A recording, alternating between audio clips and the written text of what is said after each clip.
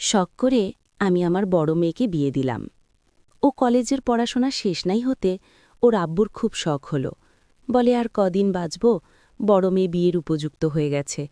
পড়াশোনা যতটুক করছে আপাতত ওর পেটের সন্তানদের লেখাপড়া শিখে মানুষের মতো মানুষ করতে পারবে। ওকে কোনো চাকরি করে খেতে হবে না। আমি বলি কি, বড় মেয়েকে লেখাপড়া এ পর্যন্ত শেষ করে বিয়ে শাদী দিয়ে দিই।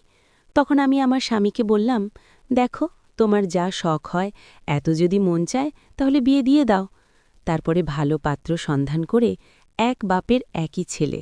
ছেলেটা খুবই উঁচু লম্বা, খুব হ্যান্ডসাম দর্শনদারি, কিন্তু আমিও কম না, বেশ মোটাচোটা উঁচু লম্বা। কিন্তু আমার পেটের মেয়ে সেম আমার মতো হয়নি। ওরও স্বাস্থ্যবান, একটু ভালো, কিন্তু আসলে ওই জামাইয়ের কাছেও অতটা সমজতি হয় না। তবুও জামাইকে দেখে আমরা লোভ সামলাতে পারলাম না। ওই ছেলেটার সাথেই আমার মেয়ের ৩ খান ঠিক করে বিয়ে দিতে না। তারপরে জামাইয়ের সংসারে আমার মেয়ে, কিন্তু আমার সংসার করার পরে জামাইয়ের নানান রকম অজুহাত আমার মেয়েকে দিয়ে। আমার জামাই একদম সুখী না। ওই বাড়ি থেকে নানান রকম কথা আসতে লাগল। চিন্তা করলাম যে আমার মেয়েকে আমরা শখ করে বিয়ে দিলাম, কিন্তু আমার মেয়ে এমন তো না যে ওই জামাইয়ের অনুপযোগী। কিন্তু কেন এ সমস্ত কথা হচ্ছে দেখেছ একবার? হয়তো আমার মেয়ের যেহেতু দোষ, মেয়ে নাও স্বীকার করতে পারে। তাই জামাইকে ফোন করে একদিন আমি ডাক দিলাম। বললাম, বাবা, তুমি আমাদের বাড়িতে একটু আসো, তোমার সাথে আমার কিছু প্রাইভেট কথা আছে। জামাই চলে আসলো, এসে বলছে, আম্মা, আপনি আমারে ডাকছিলেন কেন? হঠাৎ কোনোদিন তো এভাবে ডাকেন না, জোর তলব করে। তখন আমি বললাম, বাবা, শোনো, তোমাদের পরিবার থেকে বাইদাবা কিছু কথা আমার কানে আসে। আমার মেয়ে নাকি তোমার সংসারের উপযোগী না, বা তুমি আমার মেয়েকে নিয়ে সুখী না। আসলে কি কথাটা সত্য? তখন জামাই মুচকি হেসে দিয়ে মুখটা ওদিকে ঘুরিয়ে বলল, হ্যাঁ, ব্যাপারটা ঠিক এরকমই। কিন্তু দেখেন আম্মা, আপনি আমার শাশুড়ি, আপনার মেয়ের সমস্ত বিষয়বস্তু আপনার কাছে আমি আসলে খুলে বলতে পারবো না। আমি তখন বললাম, না না বাবা, তোমার শ্বশুর একেতেই বিদেশ থাকে, ওখান থেকেই যোগাযোগ করে শখ করে তোমার সাথে বিয়ে দিল মোবাইলে দেখে। কিন্তু তুমি আমাদের শখের জামাই, আর আজকে আমার মেয়ে তোমার কাছে যাওয়ার পরে তুমি খুশি না, এটা আমার কাছে খুব দুঃখজনক ব্যাপার। তখন জামাই বলল, সেই বাসর রাত থেকে আজ ৩ মাস। এই ৩ মাসের মধ্যে আম্মু, আপনার মেয়ে একটা দিনও আমাকে দাম্পত্য জীবনে বোঝেনি তো। একটা ছেলে তার বউয়ের কাছে কতটুকু কি আশা করে? জাস্ট ও আমার অনুপযোগী, কোনোদিন আমার মন ভরিয়ে চলতে পারল না। আমার নাকি সবকিছু ওর কাছে একটু বেশি বেশি লাগে। তখন আমিও বললাম, তাহলে এ কথা তুমি এতদিন মনের মধ্যে চাপা রাখছ কেন? এতদিন বলো নাই কেন? তখন জামাই বলল, আসলে আমি এ সমস্ত কথা কাউকে বলতে চাইনি, নিজে দরজানু করে থাকতে চেয়েছিলাম। যখন আপনার মেয়ের আরও পরপর বয়স হবে, হয়তো সে সময় ঠিক হয়ে যাবে, ততদিন আমাকে ধারণ করতে হবে, কারণ আমি অতটা উচ্ছৃঙ্খল না। কিন্তু সাময়িক সময় আমি খুব কষ্টের মধ্যে আছি। বিবাহ করার আগে ছিল একরকম, কিন্তু বিবাহ করার পরে মনের যন্ত্রণাটা একটু বেড়েই গেল। তখন আমি বললাম, দেখো বাবা, তোমার শ্বশুর বিদেশ থাকে, তাছাড়া আমি একলা একলা বাড়িতে থাকি ওই ছোট মেয়েটাকে নিয়ে। বড় মেয়েটা তোমার সাথে বিয়ে দিয়ে দিচ্ছি, কিন্তু আমারও ভালো লাগে না। তোমার যদি খুবই সমস্যা হয়, যদি কিছু মনে না করো, তুমি আমাদের বাড়িতে ২-১ দিন আসলেই তো পারো। ব্যাপারটা আমি যদি তোমার বিষয়টা একটু মাথায় নিলাম, যদি বুঝে সুঝে সলভ করা যেত।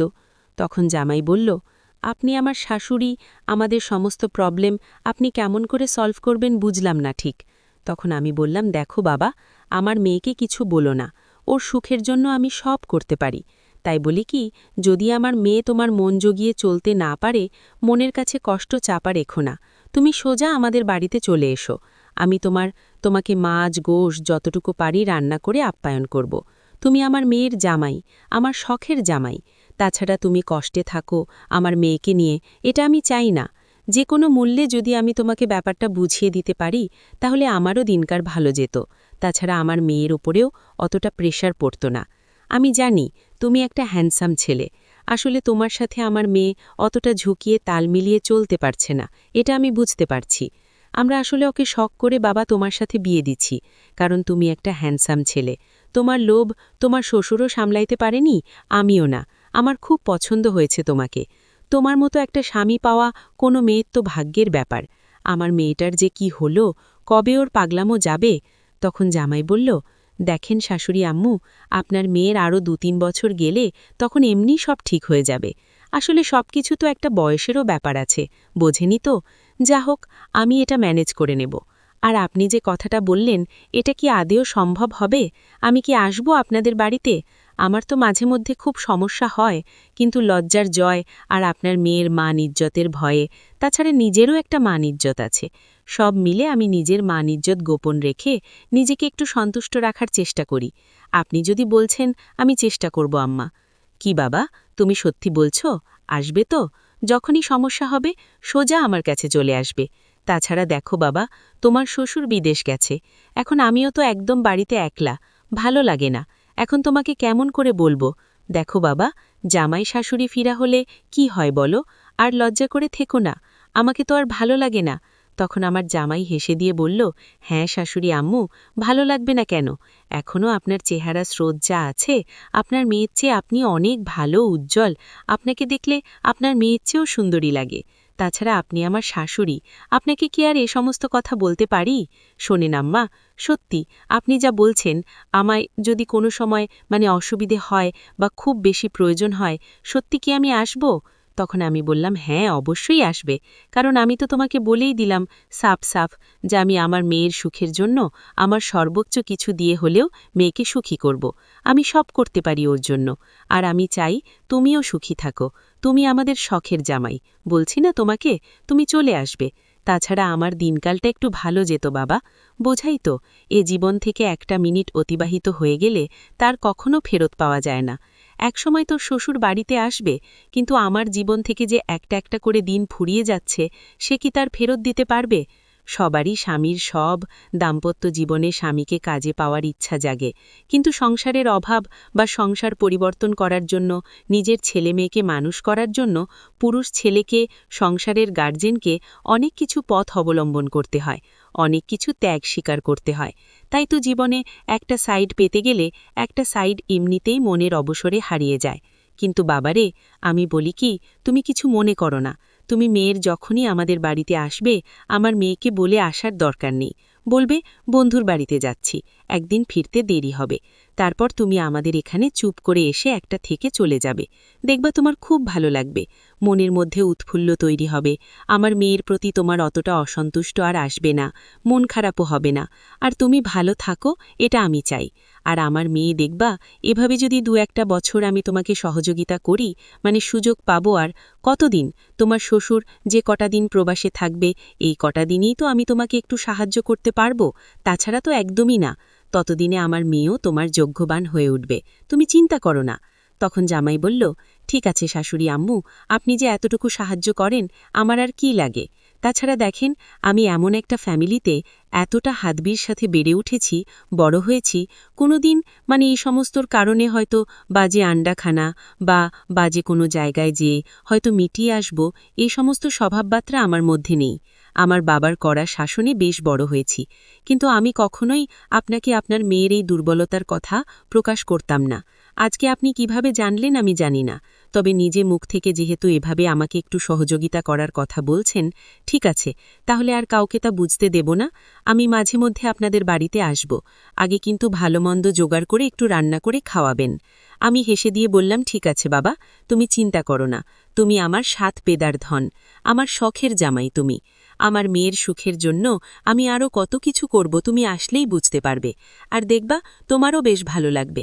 ব্যাপারটা আগে পরেই বোঝাবো, এখন আর তোমাকে বলছি না।